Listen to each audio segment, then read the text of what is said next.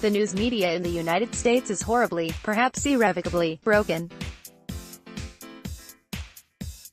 After Jason Leopold and Anthony Cormier dropped a questionably sourced article charging President Trump with directing his personal attorney Michael Cohen to lie to Congress about the Trump Tower Moscow project, the news cycle centered on examining the credibility of the piece.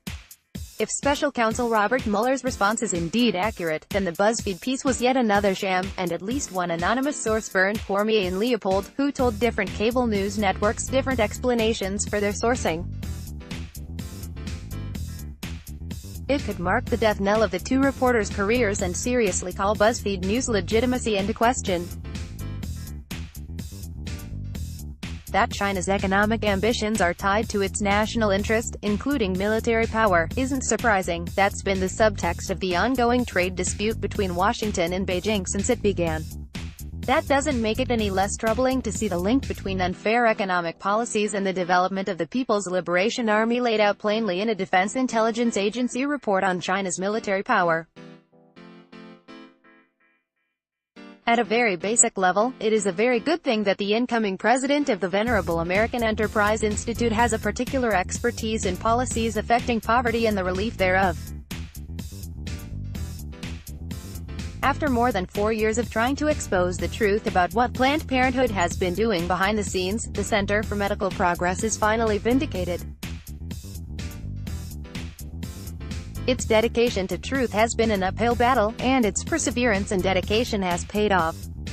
Yet it has not come without cost and a plethora of lessons to offer about media coverage, liberal propaganda, and just how important abortion is to the left.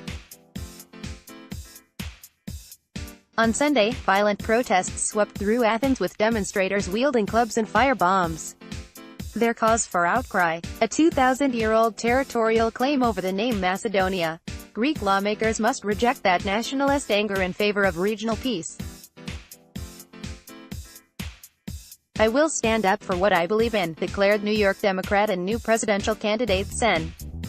Kirsten Gillibrand last week. "There's just one problem. Mission, Texas, Democrats show no interest in solving illegal immigration, and they downplay the drug and humanitarian problems it causes, yet liberals in the media never ask them to explain why." It would be easy to dismiss the annual March for Life taking place each January in Washington, D.C. After all, there is barely any news coverage of the central event. Though the country as a whole is sharply and somewhat evenly divided on the issue of abortion, many major media outlets look away. In the U.S., abortion is a right, and those who oppose the legally protected killing of the unborn remain largely ignored. As the 2020 election season enters its early stages with President Trump's approval ratings taking a further beating from the protracted partial government shutdown, we're starting to see more articles about the potential for a primary challenge to Trump. Under the guise of female empowerment, thousands of women participated in the annual nationwide protest against all that embodies conservatism in President Trump, also known as the Women's March. Israel has again shown its determination to deter and degrade Iran's missile threat to its territory. It has done so with new airstrikes overnight Sunday, focused on Iranian Revolutionary Guard Corps positions in Syria. In response to President Trump's good-faith offer of a compromise to fully reopen the government, Democrats should stop playing puerile politics and instead play ball.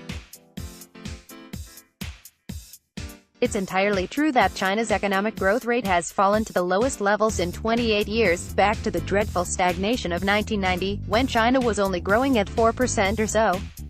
That's more than the U.S. is growing even in the middle of the Trump boom. We'd all kill for a gross domestic product growth rate as high as what China calls low. This is not, though, a commentary on how bad our own economic policy is, nor really one on how good China's is today. Rather, it's one on how terrible, appalling, and truly awful China's economy used to be. We should be inspired by the collective Northern Irish political reaction to a new series of terrorist attacks in the British region. The Boston Globe publishes a good 770 miles from the Ohio governor's mansion. It's also not the New York Times.